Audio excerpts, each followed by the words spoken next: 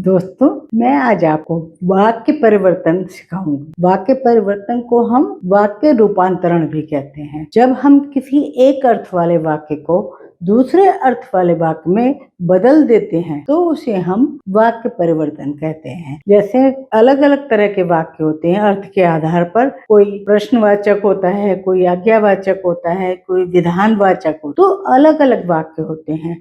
हम उनका रूप कैसे बदलते हैं ये उदाहरण के द्वारा मैं आपको समझाती हूँ। सबसे पहले मैंने एक विधानवाचक, जिसे हम सामान्य वाक्य होता है विधिवाचक या विधानवाचक कहते हैं, उसको एक हम वाक्य को लेते हैं। मनीषा 10वीं में पढ़ती है। अगर मैंने इसे निषेधात्मक वाक्य बनाया तो क्या कहेंगे? हम कहेंगे मनीषा 10वीं में नहीं पढ़ती है। और अगर हम इसे आज्ञावाचक बनाएंगे तो हम इसे कैसे कहेंगे? मनीषा तुम 10वीं में पढ़ो।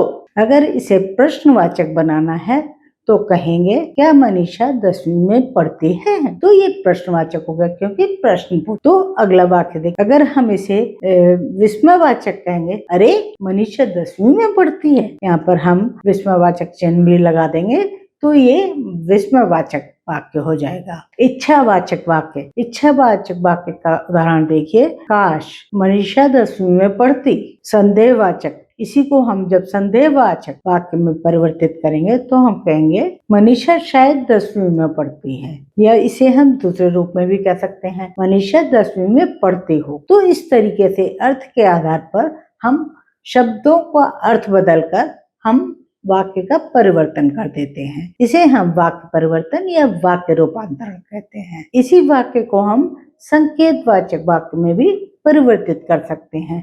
यदि अनुमति मिले तो मनीषा 10वीं में पढ़े। तो ये इस तरीके से हम अर्थ का परिवर्तन कर सकते हैं। देखते रहिए लॉजिक।